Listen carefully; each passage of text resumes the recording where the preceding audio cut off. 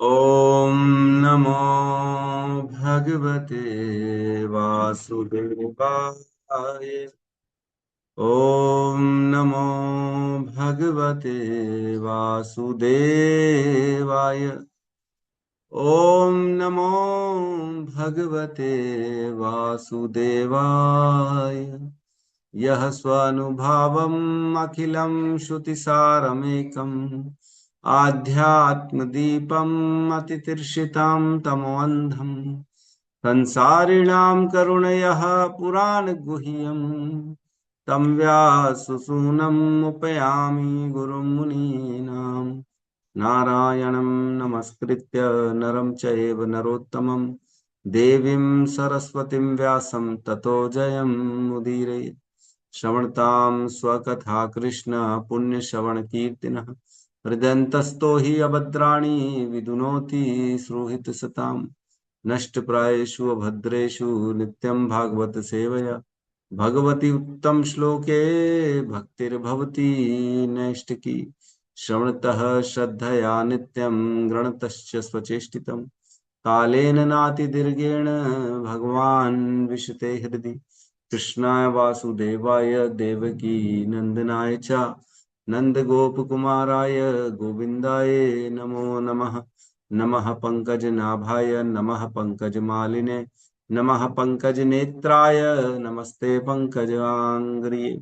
जय श्री कृष्ण चैतन्य प्रभु नित्यानंद श्री अद्वैत गदाधर श्रीवासादि गौर भक्त वृंद। हरे कृष्णा कृष्णा कृष्णा हरे हरे हरे राम राम राम हरे हरे। हरे कृष्णा कृष्णा कृष्णा हरे हरे हरे राम राम राम हरे हरे। हरे कृष्णा कृष्णा कृष्णा हरे हरे हरे राम राम राम हरे हरे।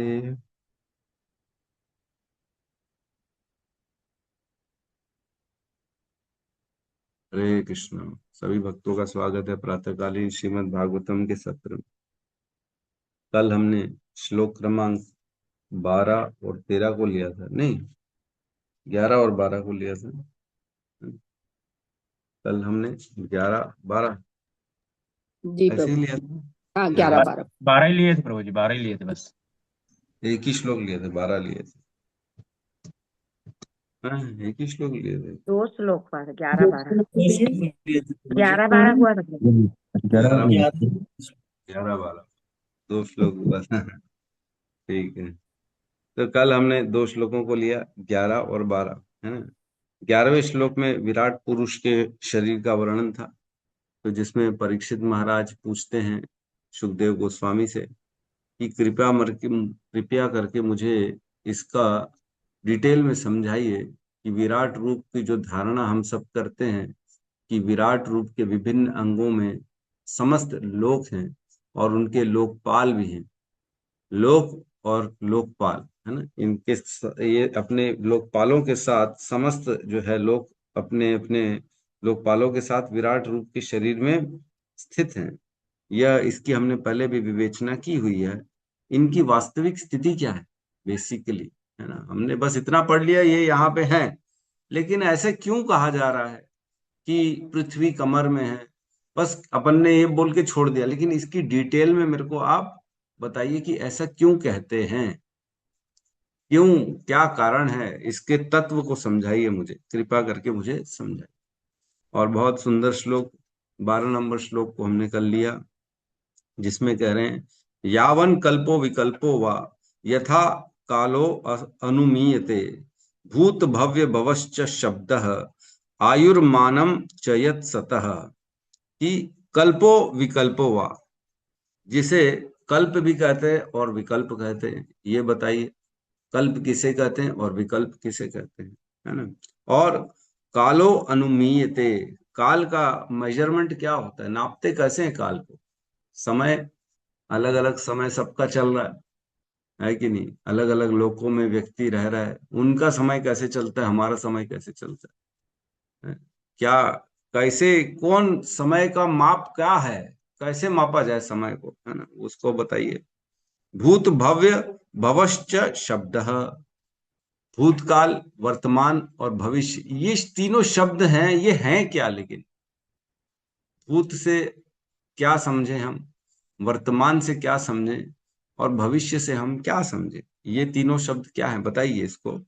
और आयुर्मानम चयत सतह, और सभ्यस्त लोकों की, जो अन्य अन्य लोकों में जितने भी जीव हैं, उनकी आयु का वर्णन कर, कि उनकी आयु क्या क्या है। तो इस प्रकार 4 प्रश्न पूछे, जिसमें हमने कल थोड़ी सी विवेचना करी थी, प्रयास किया था कि कम से कम प्रश्न तो समझ लें, उत्तर तो जब आएगा आएगा। अभी तो प्रश्न समझ लें कि परीक्षित महाराज इतने सारे गहरे गहरे प्रश्न पूछ रहे हैं, तो इतने प्रश्नों का उनका अभिप्राय क्या है, कैसे, जबकि उनकी इच्छा क्या थी कि मुझे भागवतम बताते रहिए, ताकि मेरा मन भगवान में स्थित हो जाए और मैं इस शरीर को छोड़ सकूं, अपने भगवान में मन को स्थित करके, है ना। ये उनका उद्देश्य था।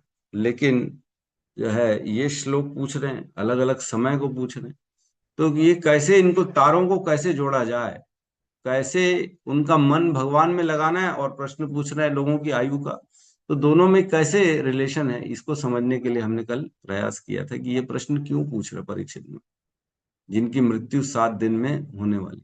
ठीक है, तो आज हम 13वें नंबर श्लोक में प्रवेश करेंगे, प्रयास करेंगे 13 और 14 दोनों श्लोकों को ले लें। ठीक है, दिख रहा है क्लियर 13 नंबर श्लोक? दिख रहा जी। जी प्रभु जी। श्लोक क्रमांक 13, अध्याय 8, स्कंद 2, राजा परीक्षित द्वारा पूछे गए प्रश्न। कालस्यानुगतिर्यातु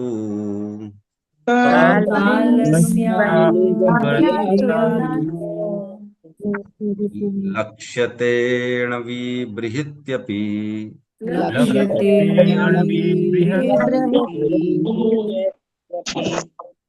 यावत्य कर्म कर्मगतयो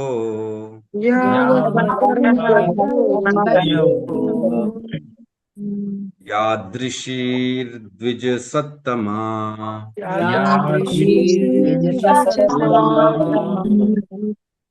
कालस्य पढ़िए बनते पढ़िए। बोलिए प्रभु जी, बोलिए। कालस्यानुगतिर्यातु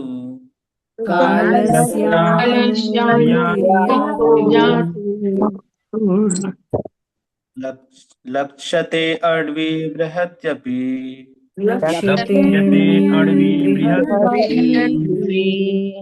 यावत्यः कर्म गतयो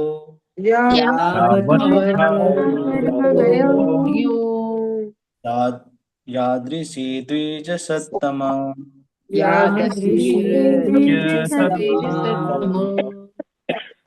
कालस्य अनुगतिर्यातु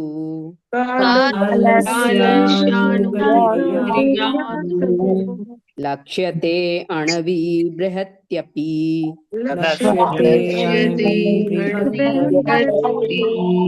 यावत्यः कर्म गतयो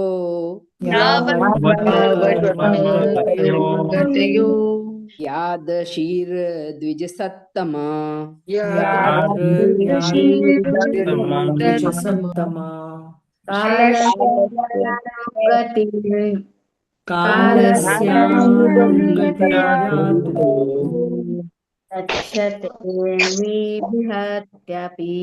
लक्ष्यते विबृहत्यपि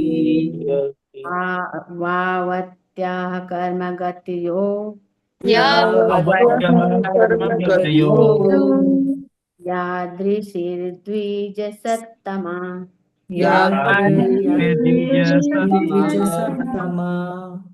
कालस्यानुगतिर्यातु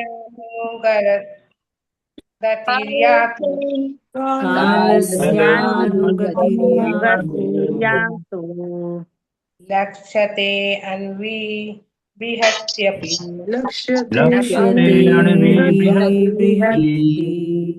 अवत्याः कर्मगतयो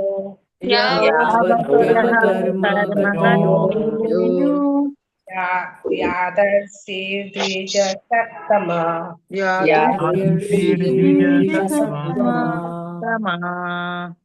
अनुवाद। हे ब्राह्मण श्रेष्ठ, कृपा करके मुझे काल की लघु तथा दीर्घ अवधियों के कारण एवं कर्म की प्रक्रिया के क्रम में काल के शुभारंभ के विषय में भी बतलाएं। ओम अज्ञान तिमिरन्धस्य ज्ञानाञ्जन शलाकया चक्षुरुन्मिलितं येन तस्मै श्री गुरुवे नमः। श्री चैतन्य मनोभीष्टं स्थापितं येन भूतले स्वयं रूपः कदा मह्यं ददाति स्वपदान्तिकम्। वन्देऽहं श्रीगुरु श्रीयुतपदकमलं श्रीगुरून् वैष्णवांश्च श्रीरूपं सागरजातं सहगण रघुनाथान्वितं तं सजीवं साद्वैतं सावधूतं परिजन सहितं कृष्ण चैतन्य देवं श्री राधा कृष्ण पादान् सहगण ललिता श्री विशाखान्वितांश्च। हे कृष्ण करुणा सिंधु दीनबंधु जगतपते गोपेश गोपिका कांता राधा कांत नमस्तुते।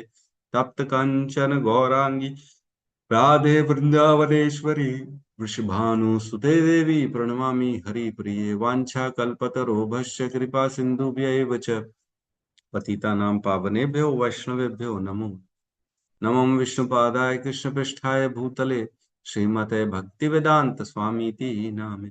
नमस्ते सारस्वती देवे गौरवाणी प्रचारिणे निर्विशेष शून्यवादी पाश्चात्य देशतारिणे। जय श्री कृष्ण चैतन्य प्रभु नित्यानंद श्री अद्वैत गदाधर श्रीवासादि गौर भक्त वृंद। हरे कृष्णा कृष्णा कृष्णा हरे हरे, हरे राम राम राम हरे हरे। हरे कृष्णा।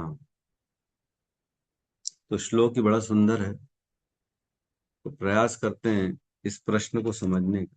अभी तो हम केवल प्रश्नों को समझ रहे हैं कि प्रश्न क्यों और कैसे पूछा गया, प्रश्न पूछने का कारण क्या है, और इन प्रश्नों को हम कैसे भक्ति से जोड़े, जो उनका उद्देश्य है उस उद्देश्य से ये प्रश्न कैसे जुड़ा हुआ है। उनका उद्देश्य है कि मुझे कथा बताते रहिए ताकि मैं मन अपना भगवान में स्थिर कर सकूं और ऐसी स्थिति में रहकर अपने इस शरीर को त्याग दूं। ये उनका उद्देश्य है। तो ये उद्देश्य पूरा होगा इस श्लोक से, कैसे पूरा होगा, है ना, ये प्रयास करेंगे। और 24 नंबर श्लोक को साथ में जोड़ना है, जिसमें कहते हैं कि सभी के तत्वों का वर्णन करिए। इन श्लोकों में, इन प्रश्नों में जो भी वो पूछा गया उसको वो तत्व से जानना चाहते। ठीक है, क्या करें यहाँ पे, कालस्य अनुर अनुगतर अनुगति अनुगतिर्यः तु, कालस्य जो शाश्वत काल है, जो समय है, उसके बारे में कह रहे कालस्य अनुगतिर यातु। अनुगति, अनुगति मीन्स काल की कैसे अवधि जो है वो चल रही है। अनुगति, अनुगति, गति समझते हैं, और अनुगति मीन्स उसको समझाइए कि डिटेल में कि इसकी गति क्या है। काल कैसे अलग अलग स्थान, अलग अलग योनिया, हर जगह अलग अलग कैसे काम कर रहे हैं काल। अनुगति जो सूक्ष्म है, जो स्थूल है, काल की गति, है ना। कभी कभी काल बड़ा छोटा होता है, कभी कभी काल बड़ा बहुत बड़ा हो जाता है ना। तो उसका प्रभाव कैसे पड़ता है, छोटे काल का प्रभाव और बड़े काल का प्रभाव कैसे पड़ता है। कभी कभी ऐसा होता है कि काल, समय निकल जाता है, पता ही नहीं पड़ता, और कभी कभी समय निकलता ही नहीं है, बहुत तकलीफ होती है समय निकलने में। छोटा काल है लेकिन वो बहुत बड़ा दिख रहा है, लेकिन कई बार बहुत बड़ा काल है वो छोटा दिखता है। अनुर्गति, ये सब क्या हो रहा है ना। कालस्य अनुगतिर्यातु, और कह रहे हैं लक्ष्यते अण्वी बृहत्यपि। लक्ष्यते, जिस प्रकार काल का जो लक्षण होता है, लक्ष्यते अनुभव किया जाता है काल को, बड़े रूप में और छोटे रूप में। अण्वी और बृहत्यपि, अण्वी मीन्स बहुत छोटे रूप में, लघु छोटा सा काल, और बृहत्यपि मीन्स विशाल जो है ना, जिसमें बहुत बड़ा काल हो, समय हो, उसका बताइए यार। तो छोटा सा काल मतलब, जैसे अगर हम ध्यान दें तो हर पल हमारा शरीर बदल रहा है, सूक्ष्म रूप में, रोज, हर समय धीरे धीरे धीरे धीरे हमारा शरीर बदल रहा है। क्या इसका हमको एहसास हो रहा है? आज धीरे धीरे शरीर बदल गया कि नहीं बदल गया सबका? छोटे थे आज बड़े हो गए। तो ये तो नहीं कह सकते कि एकदम से बदल गया, कल और आज में एक ही दिन में जी हमारा शरीर बदल गया, ऐसे नहीं। पल पल हर क्षण धीरे धीरे धीरे अंदर में ये काम हो रहा है और शरीर बदलता जा रहा है और हमको पता ही नहीं पड़ रहा। बहुत सूक्ष्म रूप में, बहुत छोटे लघु में भी जो है ना बढ़ रहा है। नाखून बढ़ रहे हैं हमारे, 15 दिन में नाखून बढ़ जाते फिर काटने पड़ते हैं। तो 15 दिन के समय में नाखून बढ़े, मतलब हर दिन कुछ बढ़ा, हर घंटे कुछ बढ़ा, हर मिनट कुछ बढ़ा। लेकिन जब काटे अगले दिन देखे तो ऐसा लगा कि बढ़ा ही नहीं है, वो तो सेम एज इट इज। तो क्या नहीं बढ़ा? बढ़ा, लेकिन पता नहीं पड़ा। बढ़ रहा हर समय, थोड़ा थोड़ा थोड़ा थोड़ा थोड़ा थोड़ा करके बढ़ रहा है। इसलिए लघु काल की एकदम छोटी अवधि के बारे में बताइए, और बृहत्यपि, और बड़े काल के बारे में भी बताइए। बहुत बड़ा काल, जैसे स्वर्ग के देवताओं का आयु, यहाँ पे तो 1 साल उनका 1 दिन, तो ऐसे उनकी एक मनवंतर की आयु होती है। तो उनके बारे में बताइए, इतनी लंबी आयु, एक जीवन की, एक व्यक्ति की इतनी लंबी आयु, कैसे कैसे हम समझे? बृहत्यपि, या फिर ब्रह्मा का जीवन। अच्छा, ब्रह्मा का जीवन इतना बड़ा है जिसकी हम कल्पना भी नहीं कर सकते। लेकिन वहीं अगर हम ब्रह्मा का जीवन भगवान के शाश्वत काल के सामने देखें तो एक चुटकी के समान, एक चुटकी बराबर ब्रह्मा का जीवन है। अरे तो ब्रह्मा जी का एक जीवन चुटकी बराबर है, तो स्वर्ग के देवताओं का जीवन कितना हो गया? चुटकी भी नहीं बजी। चुटकी भी नहीं बजेगी। तो छोटा है कि बड़ा है? ओहो। अब काल जो है वो तो रेफरेंस पॉइंट से देखना पड़ेगा कि देखने वाला कौन है, तब पता पड़ेगा ये बड़ा है कि छोटा है कि नहीं? अगर कोई मच्छर या चींटी मनुष्य को देख रही है ना, तो उसकी आयु 5-10 दिन की होगी। लेकिन हमारी आयु के सामने, मतलब उसकी आयु के सामने हमारा जीवन तो विशाल जीवन है, बहुत बड़ा जीवन। एक रात्रि हम सो जाते हैं, उतनी में तो इन लोगों का जो है पैदा भी होते, बड़े भी होते, शादी भी कर लेते, बच्चे भी पैदा कर लेते। है कि नहीं? उनका आधा जीवन निकल जाता है हमारी एक रात्रि में। वो सोचते होंगे ये कौन है, इतना विशाल काय कुंभकर्ण के समान ये सोता रह रहा। तो उनके कंपैरिजन अगर करेंगे तो हमारी आयु बहुत बड़ी है। लेकिन वहीं अगर हम हमारी आयु को स्वर्ग के देवताओं से कंपेयर करेंगे तो बहुत छोटी है। तो ये कैसे अलग अलग काल काम कर रहा है कि नहीं? लक्ष्यते, अनुभव किया जा रहा है, लक्षित हो रहा है ये, कि अण्वी और बृहत्यपि, छोटा काल है और बड़ा काल। वही काल किसी और की दृष्टि से देखें तो छोटा है, और वही काल किसी और की दृष्टि से देखें तो बहुत बड़ा है कि नहीं? बच्चे का अगर बचपन देखें तो कोई बूढ़ा व्यक्ति बोलेगा कितनी जल्दी मेरा बचपन चला गया, है कि? और वहीं किसी बच्चे का पेपर है और उससे पूछें बेटा समय कैसा है, तो बोले समय निकल ही नहीं रहा, पढ़ना पढ़ना पड़ रहा है, टाइम ही नहीं निकल रहा, बहुत बड़ा समय है हमारा, कब जाएगा ये पेपर, कब एग्जाम कंप्लीट होगा? तो दोनों के रेफरेंस पॉइंट से देखें तो वही समय अवधि जो है किसी के लिए बहुत छोटी और किसी के लिए बड़ी। अण्वी बृहत्यपि। और क्या करें? यावत्य कर्म गतयो। अच्छा, अब काल की तो हमने बात कर ली, अब कह रहे हैं कर्म को भी इसमें जोड़ दो। यावत्य जितनी, तथा यावत्य जब तक कर्म गतयो, कर्म के अनुसार गति प्राप्त होती है। अच्छा, कर्म के अनुसार जो गति प्राप्त होती है वो कौन देता है हमको? कर्म हमने कर लिया, सपोज करो दान दे दिया, है ना, कर्म किया, दान दिया। अब दान का फल हमारे को कौन देगा?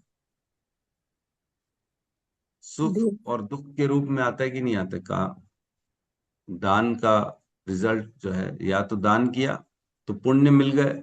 अब पुण्य हमारे जीवन में सुख बनकर आएंगे कि नहीं? तो ये कौन देता हमारे को?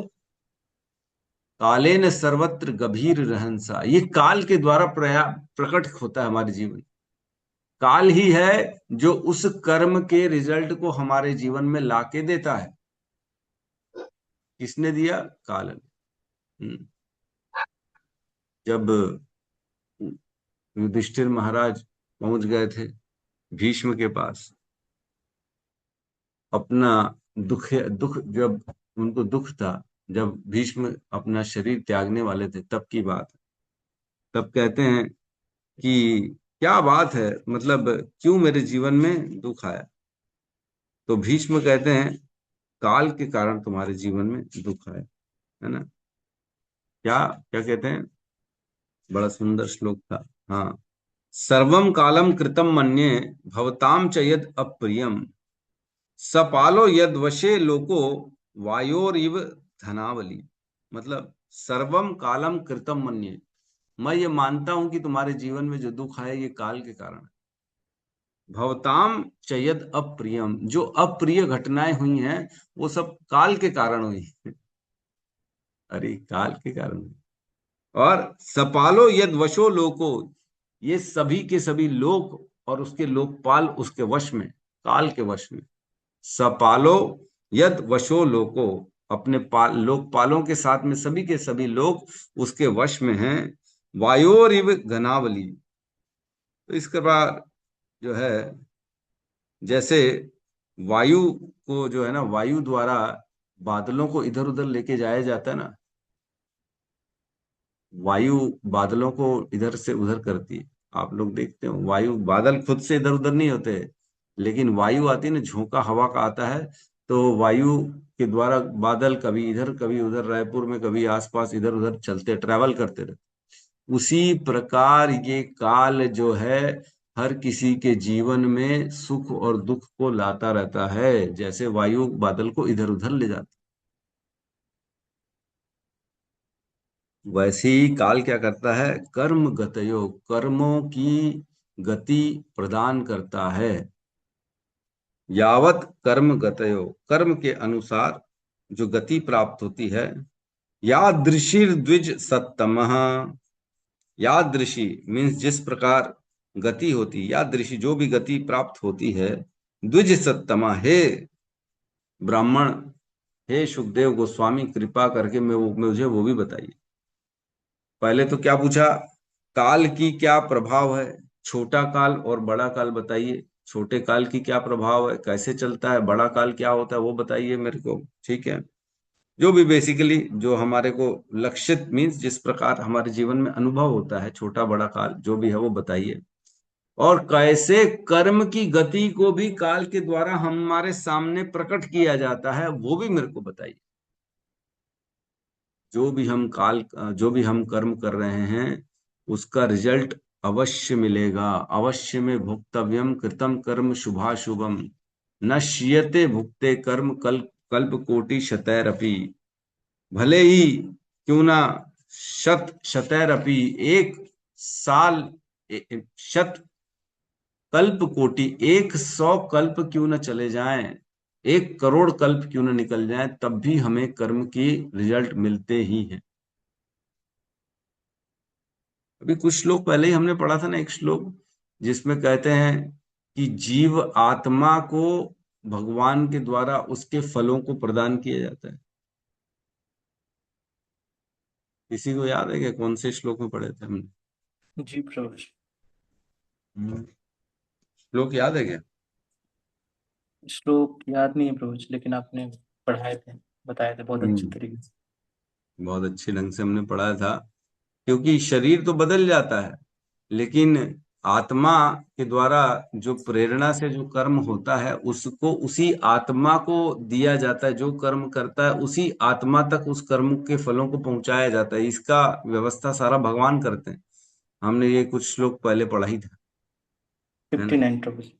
कौन सा 2.7 पॉइंट 59 49 है प्रभु जी, सॉरी। 2.7.49, हाँ, है ना। कह रहे हैं जो कुछ भी कल्याण कर है श्री भगवान उसके परम स्वामी है, क्योंकि जीवात्मा जो भी कर्म करता है चाहे वे भौतिक अवस्था में अथवा आध्यात्मिक अवस्था में किए जाए, सबका फल देने वाले श्री भगवान हैं। इस प्रकार वे ही अनंतिम लाभ प्रदान करते हैं। प्रत्येक व्यक्तिगत जीवात्मा अजन्मा है, अतः इस भौतिक तत्वमय शरीर के विनष्ट होने के पश्चात भी जीवात्मा उसी प्रकार बना रहता है जिस प्रकार शरीर के भीतर वायु होती है। तो इसमें हमने पढ़ा था कि जो भी कर्म करता है उसके फलों को भगवान की व्यवस्था से उसी जीवात्मा को पहुंचाया जाता है। आज अगर हमने उसमें उस समय चर्चा करी थी, जैसे आज हमारे जीवन में भक्ति आई है तो कहीं ना कहीं पूर्व जन्मों में हमने कुछ न कुछ जो है कल्याणकारी कार्य किए रहे होंगे, इसी कारण आज हमारे जीवन में श्रीमद् भागवतम का प्रवेश हुआ। तो उस शरीर में हमने कर्म किया लेकिन रिजल्ट इस शरीर में आ गया। इस शरीर में कर्म नहीं किया, हो सकता है पूर्व जन्मों में किया हो, तो उस शरीर के कर्म को रिजल्ट इस शरीर में दिया गया। ये व्यवस्था भगवान की करी गई है। वही कह रहे हैं यहाँ पे कि मेरे को ये कर्मों की गति बताइए कि कैसे ये हो पाता है, काल कब लाता है, कौन से कर्मों को कब प्रदान करेगा, कैसे करेगा। तो इसका वर्णन वो चाह रहे हैं कि आप डिटेल में मेरे को बताइए। एक हमने भगवत गीता के श्लोक के 18वें अध्याय का, जिसमें कहते हैं कि अनिष्टम इष्टम मिश्रम च त्रिविधः कर्मणः फलम, है ना, भवति अत्यागिनाम प्रेत्य न तु सन्यासीनाम क्वचित। अनिष्टम इष्टम मिश्रम च, 3 प्रकार के फल मिलते हैं व्यक्ति को, अनिष्ट, इष्ट और मिश्रित। अनिष्ट मीन्स गंदे रिजल्ट, इष्ट मीन्स इच्छित फल मिलते हैं, और मिश्रित मीन्स मिक्स मिलते हैं, अच्छे और बुरे दोनों तरह के रिजल्ट मिलते हैं। अनिष्टम इष्टम मिश्रम च त्रिविधः कर्मणः फलम, हर कर्म के ये 3 प्रकार के फल व्यक्ति को मिलते। भवति अत्यागिनाम प्रेत्यः, इवन प्रेत्य मीन्स मर जाएगा, प्रेत बन जाएगा, अगली योनि में चला जाएगा, तो भी उसको ये 3 प्रकार के फल मिलेंगे। भवति अत्यागिनाम प्रेत्य, जिसने कर्मों को त्यागा नहीं है, अत्यागी नाम प्रेत्य, जिसने कर्मों को त्यागा नहीं है उसको ये कर्म 3 प्रकार के भोगने पड़ेंगे। कर्म को त्यागा नहीं है, क्या कह रहे हैं प्रभु, आप कुछ समझ में नहीं आ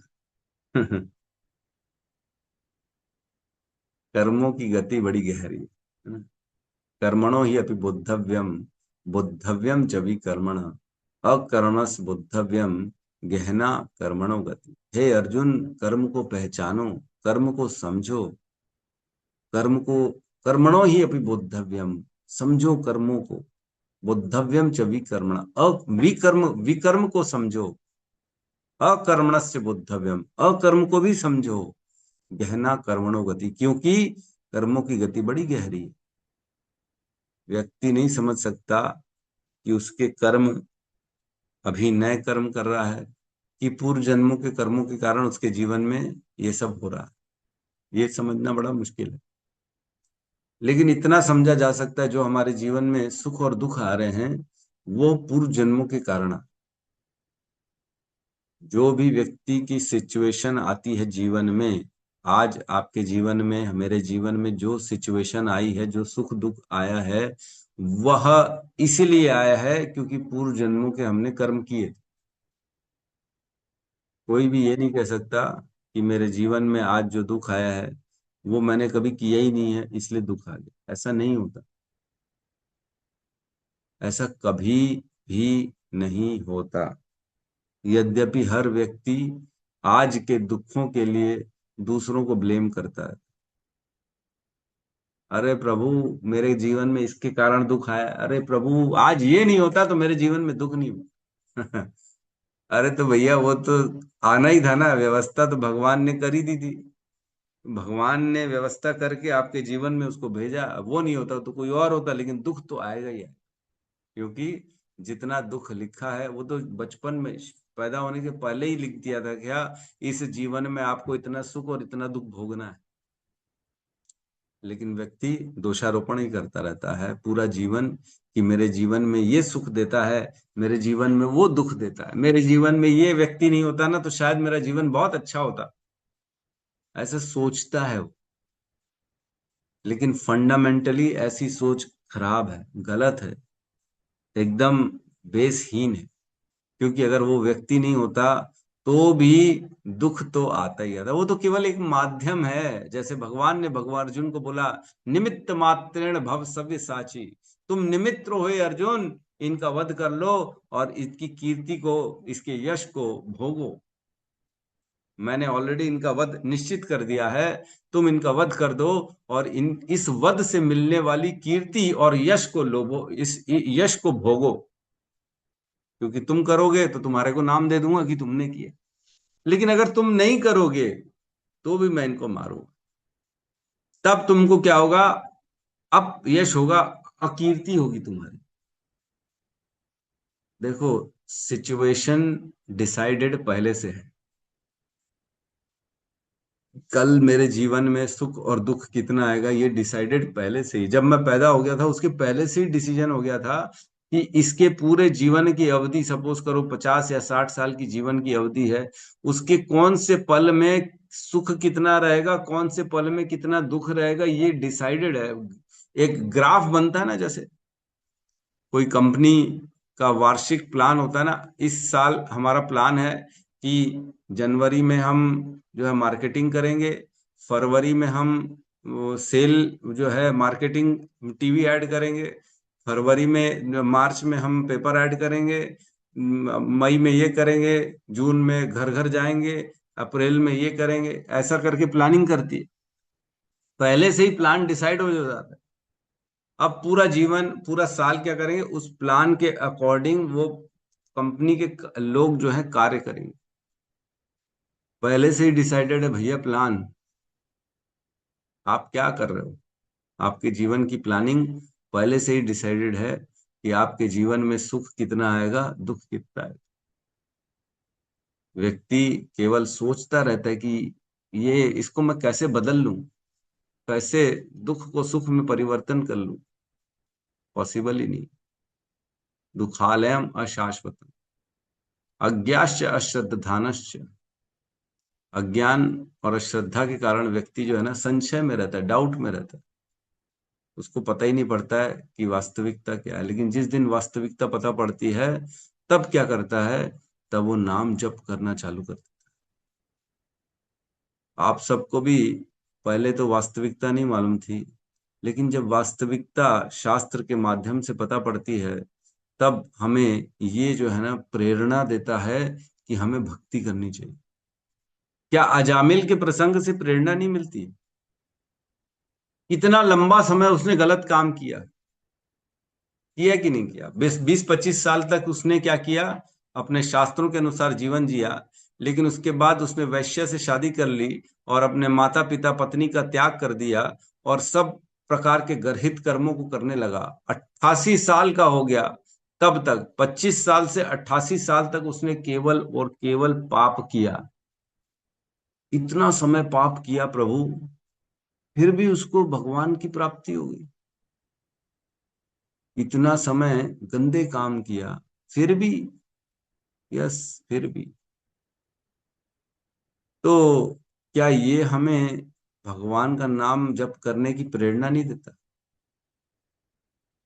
देता है ना।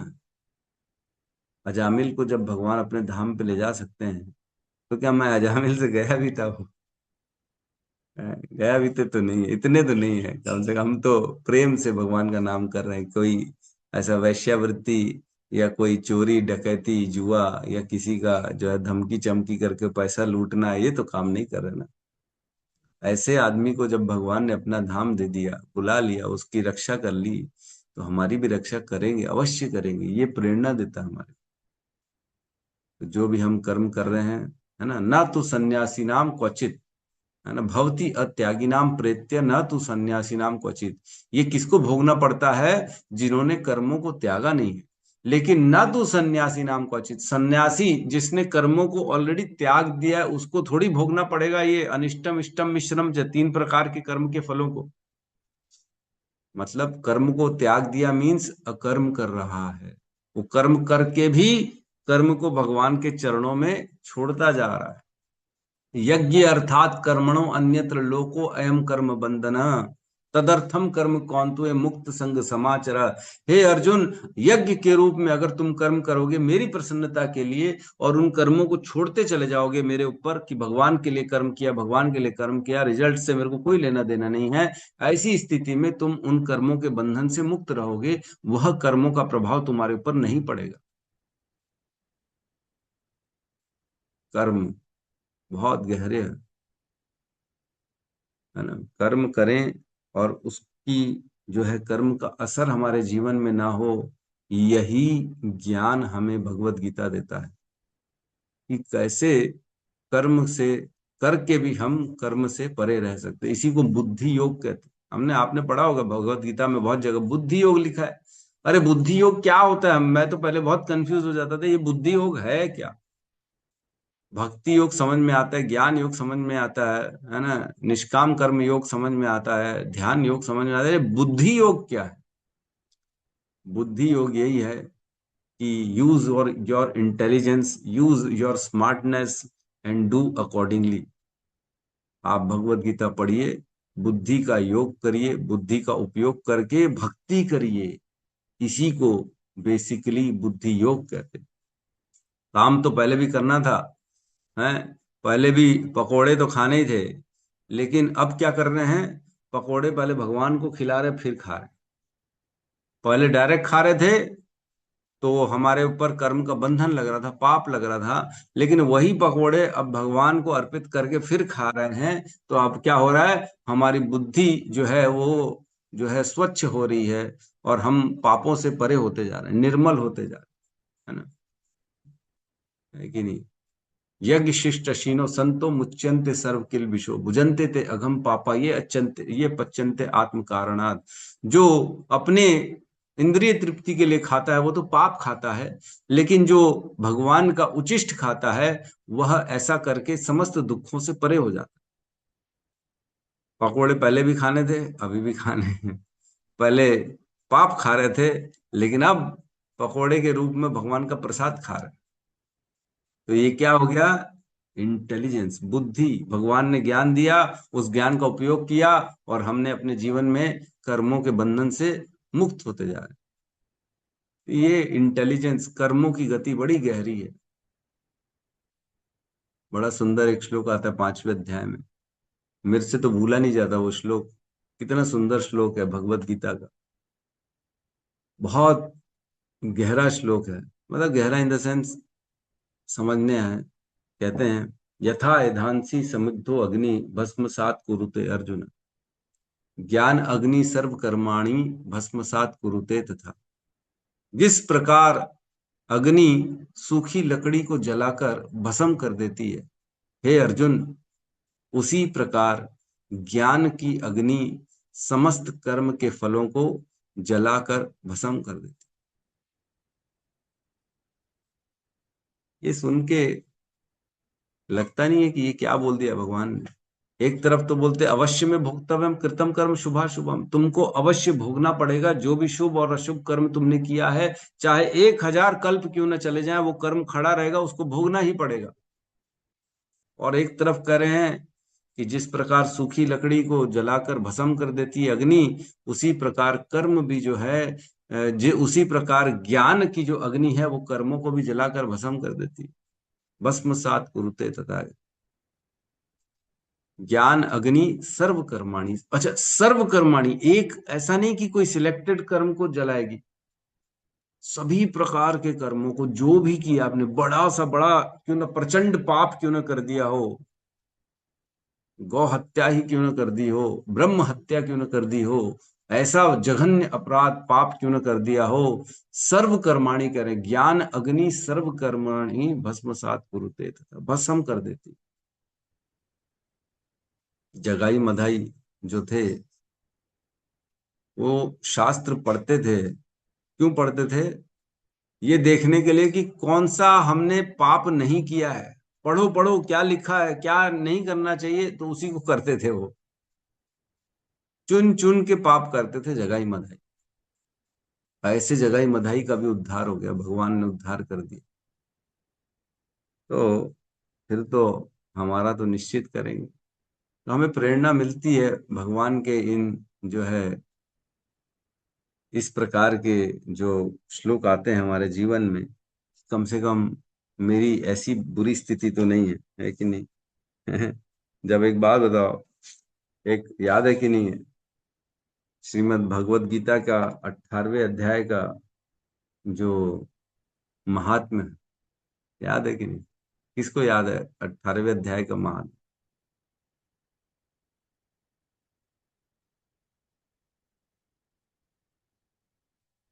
हरि बोल, वाह। हमारे दो होनहार शिष्य, तीन होनहार शिष्य, बहुत सुंदर। और किसी को याद नहीं? चार हैं। हरि बोल। 18वें अध्याय भगवत गीता का महात्म्य बहुत बार हमने पढ़ा है। तो बहुत, पांच लोग हैं जो जानते हैं, बाकी लोग नहीं जानते।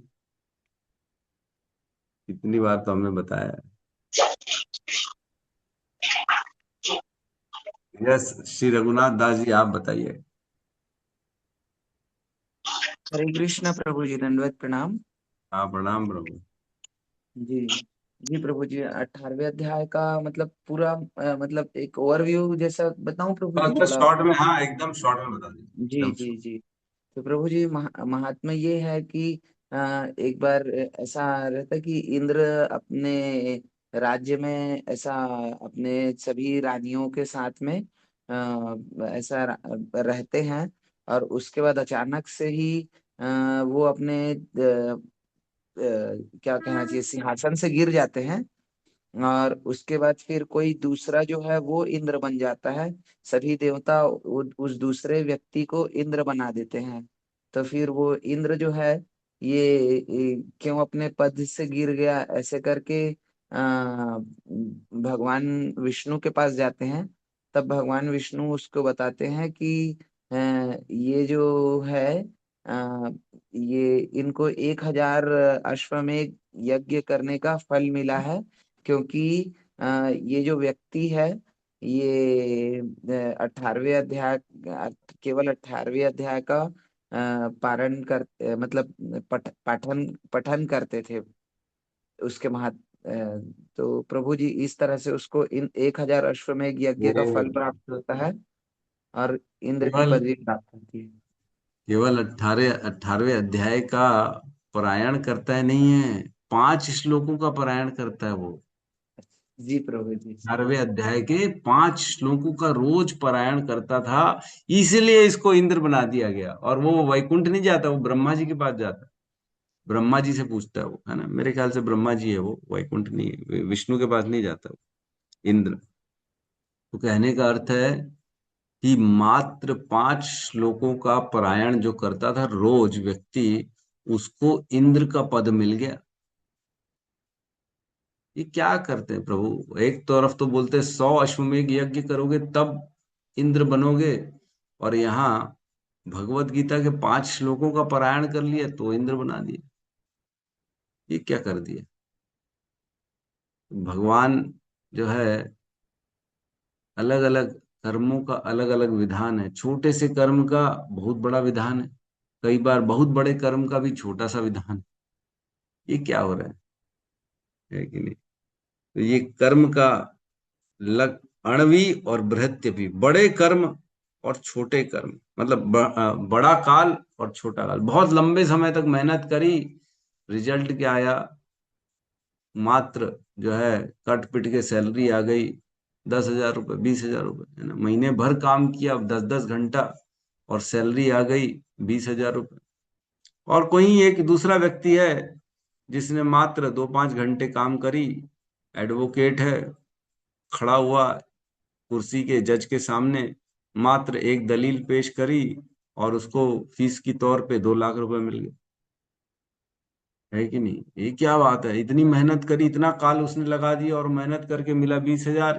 और किसी ने मात्र 2 घंटा मेहनत करी और उसको मिल गया 2 लाख रुपए। ये अणवी और भृत्यपि, इनका जो है संगम कर्म से हो जाता है।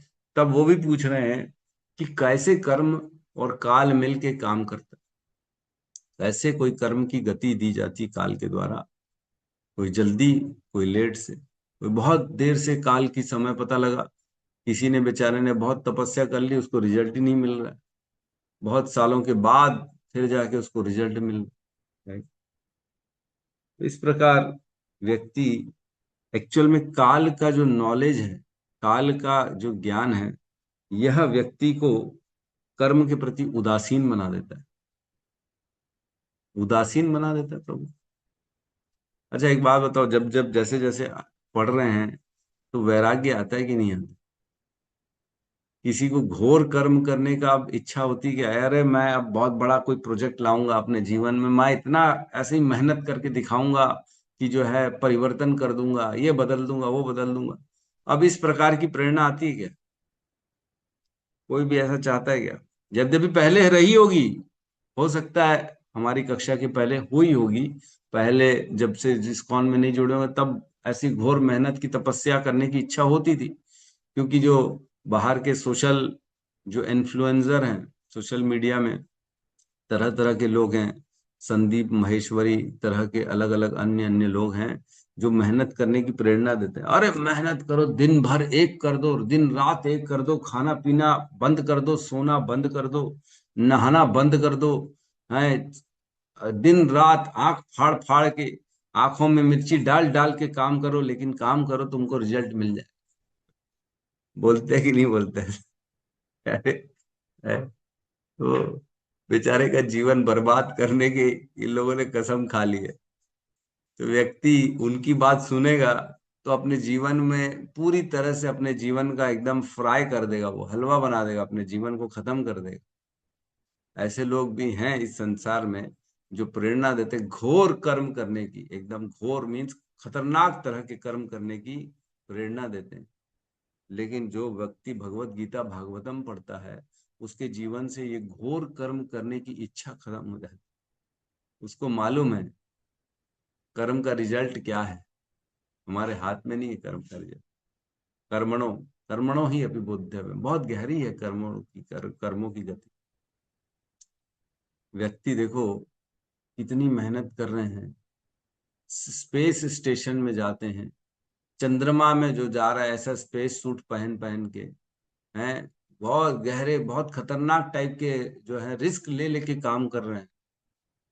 और शास्त्र पढ़ो तो उसका निचोड़ तो तुरंत मिल जाता है कि वहां पे जीवन है, स्वर्ग है, नर्क है, सब है। लेकिन कोई मानने को तैयार नहीं, उनको चाहिए प्रूफ।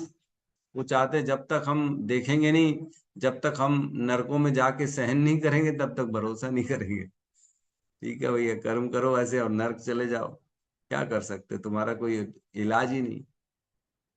तो ऐसे कर्म हमें प्रेरणा देते हैं भक्ति करने की, कर्म नहीं, ऐसे ज्ञान, ऐसा भगवत भागवतम का ज्ञान जो काल और कर्म का मिश्रित जो रिजल्ट आता है उससे हमें प्रेरणा मिलती है भगवान की भक्ति की। इसीलिए वो ये पूछ रहे हैं कि मेरे को बताइए तो मैं भी भगवान की भक्ति में और ज्यादा प्रेरणा में काम करूं, भक्ति करूं, भगवान का नाम जप करूं।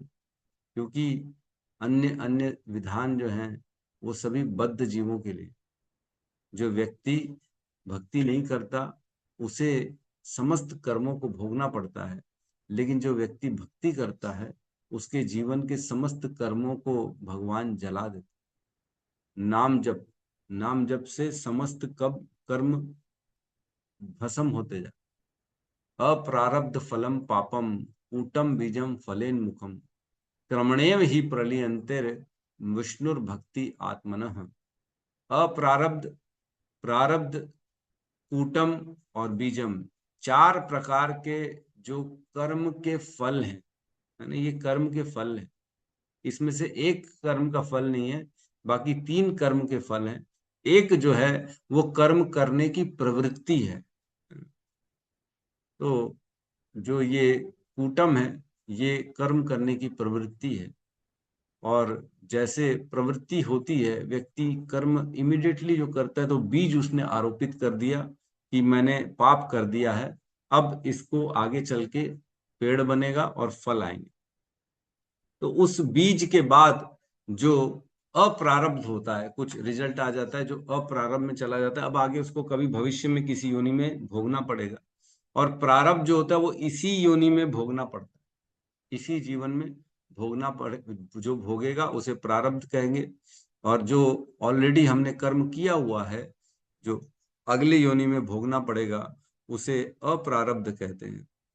और बीजम मीन्स जो आज हम आरोपित कर रहे हैं कर्म का बीज, वो। और कूटम मीन्स जो कर्म करने की प्रवृत्ति है, पाप करने की प्रवृत्ति है, वो, जिसके कारण बीज आरोपित होगा। तो इस प्रकार के चार चीजें होती हैं, ये चारों की चारों नष्ट हो जाती हैं। कर्मणेव ही प्रलियंते विष्णुर भक्ति आत्मनः। जब भगवान की भक्ति करते हैं तो ये क्रम से नष्ट होता है, क्रम से। तो इस प्रकार भक्ति करने की प्रेरणा मिलती है हमारे को जब हम ज्ञान ये समझते हैं, सुनते हैं कि लोगों के जीवन से कैसे भगवान ने समस्त पापों को हटा दिया और उसको अपने धाम में बुला लिया, जैसे कि अजामिल। तो इसलिए ये प्रश्न पूछा जा रहा है परीक्षित महाराज के द्वारा। ठीक है, तो किसी का कोई प्रश्न है तो हम ले सकते हैं। यद्यपि इस श्लोक में तो तात्पर्य ही नहीं है श्रील प्रभुपाद ने इस श्लोक में तात्पर्य नहीं लिखा है, लेकिन हमने इस घंटे 1 घंटा इस श्लोक में लगा डाला। यस मधुनंदिनी माता जी कहिए। हरे कृष्ण प्रभु जी। प्रभु जी, अभी जो आपने ये भगवत गीता का 18वें अध्याय का समरी पूछा, ये अभी जो आप समझाए वो मुझे नहीं समझ में आया, क्षमा कीजिए। तो आप इसका मेरे को ये क्लियर करिए कि बताया क्या जा रहा है, इस मतलब इसका महात्म जो ये स्टोरी बताई है तो समझ गई मैं। हाँ, इसका तो भगवान इसमें अर्जुन मतलब पूरे भगवत गीता का हमको पूरा सारांश बताया गया है ना इस चैप्टर में। जो इंद्र बना देते हैं जिसको, वो वाली कथा बोल रहे हैं। तो आप भगवत गीता का महात्म्य पूछे ना 18वें अध्याय का, हाँ हाँ हाँ। स्टोरी और इसका सारांश दोनों समझ नहीं आया मेरे।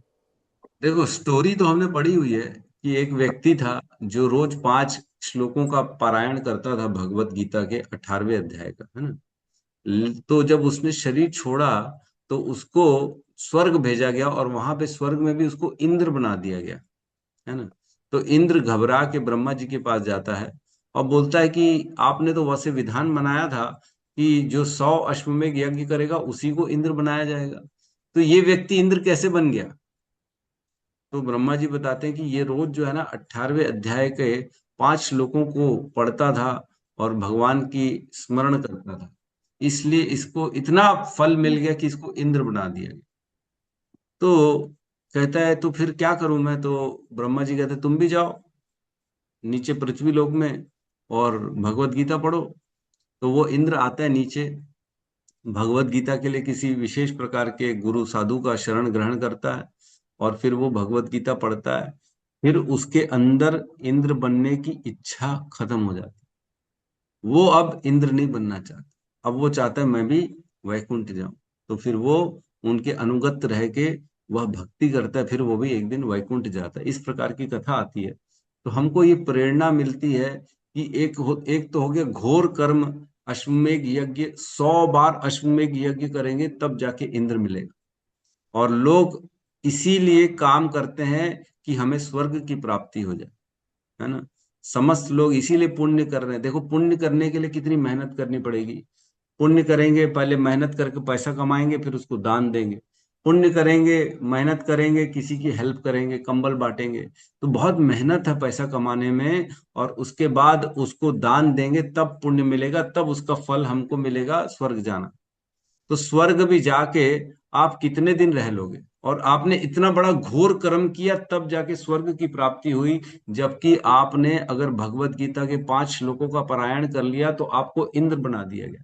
तो दोनों कर्मों में कितना बड़ा भेद है। वहां पे आप कितनी मेहनत कर रहे हो, कितनी पूरा जीवन लगा रहे हो, और उसके बाद भी स्वर्ग मिल रहा है, वो भी कुछ काल के लिए, उस वहां से भी धक्का दे के बाहर दे दिया जाएगा जब आपके पुण्य खत्म हो जाएंगे। लेकिन केवल 5 श्लोक को पढ़ने से कितनी मेहनत लगती है, कितनी कितनी मेहनत लगेगी। रोज अगर भगवत गीता की 5 श्लोकों को हम पढ़ेंगे तो, और उसके बदले में इंद्र बना दिया गया। तो कर्मों में भेद है कि नहीं। एक घोर कर्म है, एक बहुत लघु कर्म है, छोटा सा कर्म है, लेकिन इसका रिजल्ट बड़ा है छोटे कर्म का। और एक घोर कर्म का रिजल्ट छोटा है। जैसे कि मैंने बताया, कोई व्यक्ति महीने भर काम कर रहा है, उसको 20,000 मिल रहा है, और एक वही वकील जो है 1 घंटा केवल कोर्ट में बोलने का वो 2 लाख रुपए ले रहा है। तो कितना बड़ा कर्मों का भेद है। वो कर्म कितना मेहनती कर रहा है, क्या बेचारा रिक्शे वाले या जो बेचारे दिन भर मेहनत करने वाले कूली हैं, वो दिन भर मेहनत कर रहे हैं और उनको रिजल्ट कितना मिल रहा है। और वहीं एक व्यक्ति जो फोन करके 2-4 काम करता है और लाखों कमा लेता है, शेयर में ट्रेडिंग कर लेता है। तो ऐसा कैसे हो रहा है। एक तो घोर कर्म कर रहा है, रिजल्ट उसको बहुत कम मिल रहा है, और एक बहुत कम कर्म कर रहा है, उसको रिजल्ट भयंकर मिल रहा है। तो ये इसलिए बताया गया क्योंकि इससे हमें प्रेरणा मिलती है भक्ति की। क्योंकि मात्र 5 श्लोक भगवत गीता का पढ़ना ये भक्ति का कर्म है, ये सकाम कर्म नहीं है, ये अकर्म है, भगवान के लिए किया गया कर्म है। तो जब ये ज्ञान मिलता है तब व्यक्ति भक्ति के लिए प्रेरित होता है। इसीलिए इस श्लोक का संबंध हम परीक्षित महाराज से पूछ रहे हैं कि परीक्षित महाराज ने ये प्रश्न क्यों पूछा, ताकि इसका उत्तर जब आएगा तब उनको और भक्ति की प्रेरणा मिलेगी और उनका मन भगवान में स्थिर हो पाएगा और वो अपने शरीर को छोड़ पाए। इसलिए ये प्रश्न पूछा। ठीक है माता जी, समझ में आ गया। तो प्रभु जी इसका फाइनल आंसर क्या देंगे एक लाइन में, जैसे अगर किसी ने पूछा हमसे तब क्या बोलेंगे कि त्याग करना जरूरी है, वैराग्य जरूरी, क्या बताएंगे इस चैप्टर के वर्सेस में पूरे। भक्ति करना जरूरी है, भगवत गीता पढ़ना जरूरी है ना। Chant Hare Krishna and spread Hare Krishna. बस प्रभुपाद से किसी ने पूछा कि एक लाइन में आप आंसर दीजिए, पूरे कृष्ण भावनाभरित आंदोलन का क्या अर्थ है, क्यों करना चाहिए, क्या है ये। तो उन्होंने बोला चैंट हरे कृष्णा स्प्रेड हरे कृष्णा। बस ये तात्पर्य हमारे इस्कॉन का। ठीक है, हरे तो आप यस यही बोले। यस अनिल प्रभु कहिए। हरे कृष्ण प्रभु जी, धन्यवाद, प्रणाम। प्रणाम। सभी सभी भक्तों को प्रणाम। प्रभु जी, जैसे कि आपने श्लोक की जो महिमा बताई उसी से रिलेटेड एक क्वेश्चन है। जैसे कि मेरा जब मैं इस्कॉन में नहीं आया था तो एक हैबिट रहता है ना कि भाई अपन फिल्मी गाना गाते हैं, तो कहीं ना कहीं वो संस्कार अभी भी है। अभी तो खैर 90% छूट गया है, नहीं गाता, लेकिन कभी कभी हो जाता है। बट उसके जगह मैं ये कोशिश करता हूँ कि भाई राधा माधव भजन गा लिए या फिर कुछ और दूसरे भजन गा लिए या फिर गीता के श्लोक बोल लिए। तो देखो अब मैक्सिमम मैं मैं यहीं यही पे 1 मिनट कोशिश। आपको रोक रहा हूँ, एक मिनट आपको रोक रहा हूँ। देखो, आपकी पहली इच्छा होती थी बॉलीवुड गाने गाने की, लेकिन अब आप राधा माधव गाते हो। ठीक है, तो काम तो पहले भी गाते थे, अभी भी गाते हो, दोनों में कोई भेद नहीं है। पहले भी बड़ा अच्छा लगता था, अभी भी अच्छा लगता है, लेकिन आपने ये जो डिफरेंस ला दिया ना, पहले बॉलीवुड का गाते थे, अब भगवान का भजन गा रहे हो, इसी को तो बुद्धि योग कहते हैं। यही तो हमारे को यहाँ समझना है, कर्मों की गति, कि पहले भी कर्म करते थे, अभी भी कर्म करते थे, लेकिन कर्म पहले वाले कर्म पाप में जाते थे, हमको फंसाने का काम करते थे। लेकिन वही कर्म में अगर थोड़ा सा बुद्धि और ज्ञान डाल दिया जाए तो वही कर्म हमारी मुक्ति का कारण बन सकता है। तो इसी को बुद्धि योग कहते हैं, है ना। इसी को प्रभुपाद ने पूरी भगवत गीता में बुद्धि योग यही डाला है कि बुद्धि योग करो, बुद्धि से अपने कर्मों को भगवान को समर्पित कर दो और उससे भक्ति कर लो, ताकि वह हमें काम जो पहले करते थे और बाद में जो काम कर रहे हैं दोनों में, मतलब बाद वाला काम भक्ति बन जाए और जिससे हमारी मुक्ति हो जाए। यस, अब बोलिए प्रभु जी। तो प्रभु जी मेरे साथ हैबिट ये हो गया, अब तो खैर वो छूट गया है, लेकिन अब मैं गीता के श्लोक मतलब रिसाइट करता हूँ। तो जनरली जैसे कि आज शादी की बात करें तो मेरे मुंह से सडनली निकल गया, मैं बाथरूम में हूँ, वॉशरूम में हूँ, तो मुंह से निकल गया, मैं दक्षिण प्रकृति सुईते सच्चराचरम हेतु नारायण कौनते जग भी परिवर्तते। तो मेरे मन में भाव आ गया, ये तो शायद राइट प्लेस नहीं है गीता के श्लोक करने की। तो मेरा क्वेश्चन ये प्रभु जी, अगर हम गीता के श्लोक कहीं ऐसी जगह करते हैं जहाँ हमको नहीं करना चाहिए, ऐसा मेरा मानना है, या तो मैं गलत भी हो सकता हूँ। तो इसमें कर्म बंधन लगेगा या फिर कुछ उसका दोष लगेगा या पाप लगेगा प्रभु जी, ये मैं जानना चाह रहा हूँ, ताकि उस चीज को मैं सुधार सकूं। पहले तो मेरे को ऐसी ऐसी चीज बताओ, ऐसा समय बताओ, ऐसा स्थान बताओ जहाँ भगवत गीता के श्लोक नहीं पढ़ना चाहिए। ऐसा कौन सा स्थान है जहाँ नहीं बोलना चाहिए भगवत गीता के श्लोक? हम्म, मेरे को तो ऐसा ऐसा कोई तो स्थान नहीं दिखता जहाँ पे नहीं बोलना जी। चाहिए। कहीं पे भी मना तो किया नहीं गया है। आप स्मरण तो कहीं पे भी कर सकते हो, हर जगह हर स्थान में आप भगवत गीता का स्मरण कर सकते हो। बेसिकली यही तो बोला है कि हर जगह हमको भगवान का स्मरण करना है जी। ना। तो ऐसा नहीं है स्थान जहाँ अपराध लगेगा भगवत गीता का स्मरण, ऐसा कोई स्थान ही नहीं है ना। आप मतलब वो निश्चित। जो चीजें है ना प्रभु जी, वो मतलब मेरे डीएनए में आ गई कहना चाहिए। पहले हम्म डिफॉल्ट सेटिंग था, वो रिक्रिएटिंग हो गया, तो वो सडनली निकल ही जाता है। जैसे कि मैंने आपको हम्म बताया कि अपन काम में जाते हैं, हेलमेट अंदर में है, तो गीता के कोई भी श्लोक बोल दिए, धर्म क्षेत्र कुरुक्षेत्र समवेता, मतलब जो मन में आ जाए ऐसा, चलते हम्म। फिरते उठते, तो ऐसा कोई मतलब दोष नहीं लगेगा ना प्रभु? नहीं नहीं, बिल्कुल नहीं है ना। नाम नाम कारी बहुधा निज सर्वशक्ति, तत्रार्पित नियमिते स्मरणेन कालः। कोई नियम नहीं है स्मरण का और काल का, कोई भी नियम नहीं है इस पे। नाम नामकारी बहुधा निज सर्वशक्ति, तत्रार्पित नियमिते न स्मरणे न काल। इसका कोई भी नियम नहीं है, कोई काल नहीं है, कभी भी हर समय हर जगह आप इसको स्मरण कर सकते हो। इसमें कोई भी पाप नहीं है, किसी भी प्रकार का कोई अपराध नहीं है। ठीक है, बिल्कुल जी करिए महाराज प्रभु, जी, बहुत अच्छे बिल्कुल प्रभु। जी। हरे कृष्ण हरे कृष्ण। हरे कृष्णा। यस सुबल प्रभु कहिए। हरे कृष्ण प्रभु जी, दंडवत प्रणाम, श्री विष्णु को दंडवत प्रणाम। प्रभु जी लगभग आंसर तो सभी मिल गए, बट मैं कुछ मतलब बोलना चाहूंगा कि ये जीवन जीना उतना आसान नहीं है। इसके लिए एक सदगुरु का होना बहुत जरूरी है, जो मतलब हर एक डाउट को हर दिन आप जैसे क्लियर करते हैं प्रभु जी। तो ये मैं ना बोलना चाहूंगा कि श्रीमद् भागवत गीता और भागवतम के शरण, सदगुरु के शरण पे रह के हमें नित्य ये श्रवण करना चाहिए, जिससे कि हमारे अंदर जितना भी मतलब प्रश्न और जीवन वास्तव में कैसे जीना चाहिए, ये ज्ञान हमको मिले। और इसके लिए ना प्रभु बहुत जरूरी है कि श्रवण करना, जिससे हम अपने आप को परिवर्तन भी कर सकते हैं और आगे अपना सु तरीके से जीवन यापन कर सकते हैं। बहुत सारे डाउट आज क्लियर हो गया प्रभु जी। हरे कृष्ण, दंडवत प्रणाम।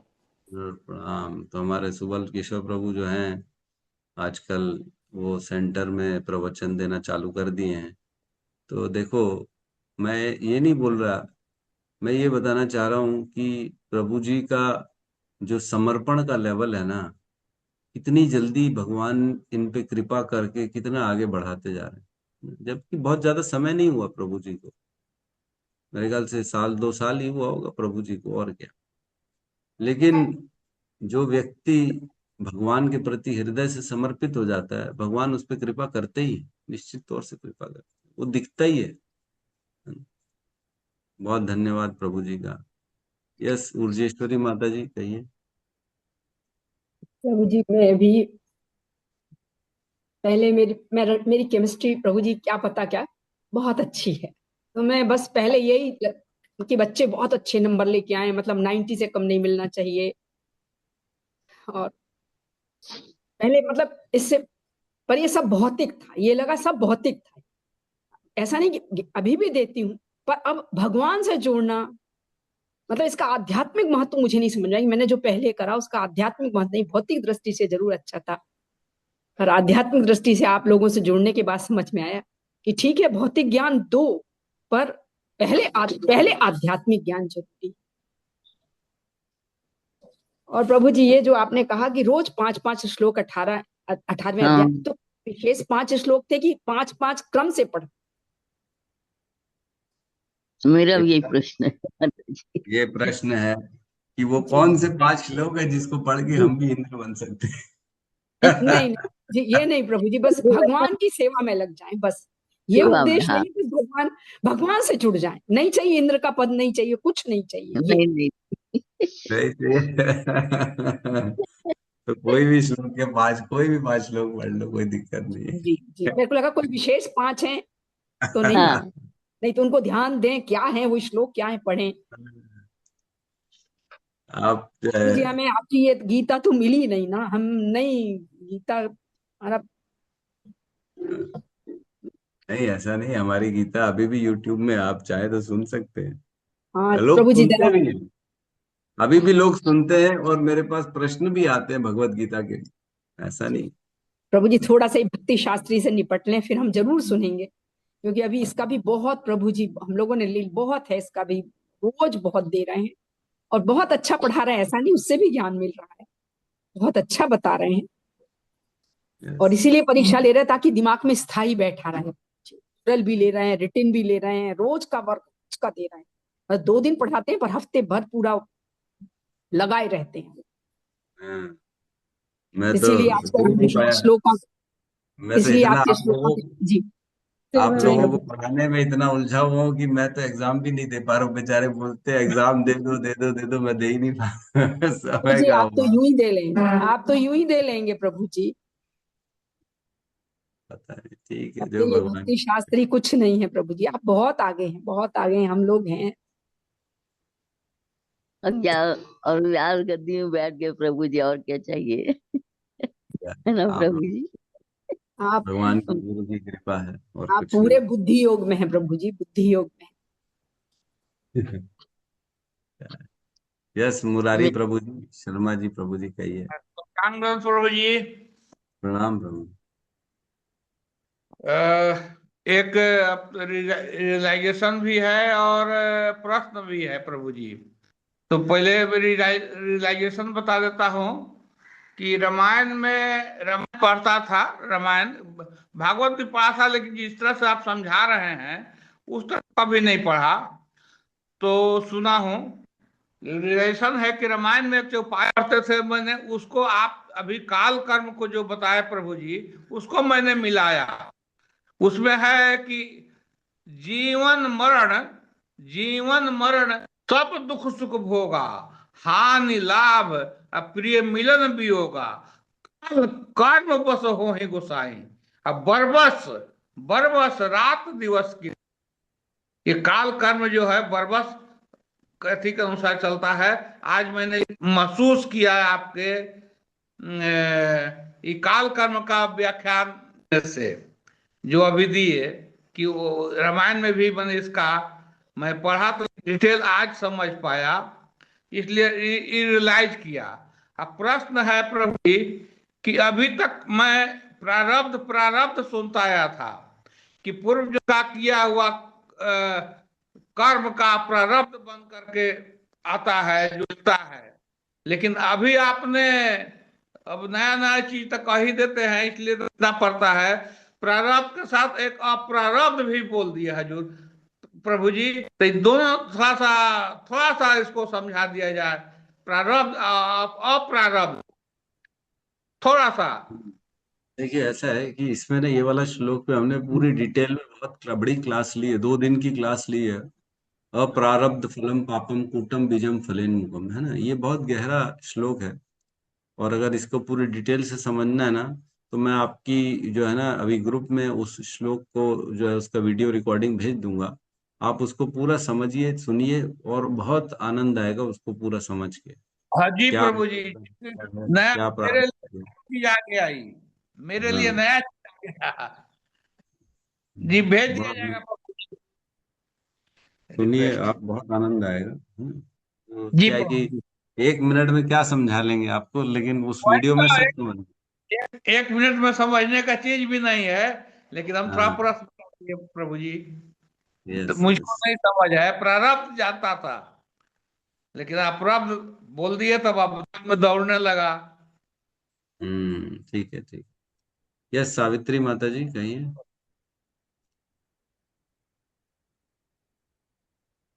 हरे हरे कृष्णा प्रभु जी, दंडवत प्रणाम। राम माता जी। मेरा तो पहला जो क्वेश्चन था उसका तो आंसर मिल गया, 18 अध्याय का कौन सा श्लोक है करके। ठीक और है। 12 अध्याय और 15 अध्याय तो रोज पारायण करती हूँ। और दूसरा मेरे को आपसे बात करनी है, तो टाइम चाहिए आपका। अच्छा, तो मेरे को आप दोपहर में कॉल कर लीजिएगा, 2 टाइम बजे कितने? के आसपास, 2 बजे के आसपास। ज्यादा हरे नहीं। कृष्ण हाँ, यस यस, हरे कृष्ण प्रभु जी। हरे कृष्ण। हरे कृष्ण प्रभु जी। हाँ, हरे कृष्ण माता जी, यस। मेरा भी यही प्रश्न था, कौन सा श्लोक 18 अध्याय के कितने श्लोक कंटिन्यू करेंगे। सब लोग इनको बनना है, ठीक मेरा भी यही है। श्लोक प्रश्न था आपसे प्रभु जी। ठीक है प्रभु जी, धन्यवाद। ज्योति माता जी, आपका भी मैसेज आया था, बात करनी थी, आप भी दोपहर में कॉल कर सकती हैं माता जी। क्या बात है प्रभु जी? ज्योति माता जी, जी जी प्रभु जी। है ना, आप भी कॉल दोपहर में मेरे को आप कर सकते हैं, नो प्रॉब्लम। जी प्रभु जी। हरे कृष्ण प्रभु यस, हरे कृष्ण। यस, शिल्पा माता जी। हरे कृष्णा प्रभु जी। प्रभु जी, संचित कर्म और अप्रारब्ध कर्म सेम है कि अलग है कुछ? देखो, संचित कर्म और अप्रारब्ध दोनों में थोड़ा सा भेद है।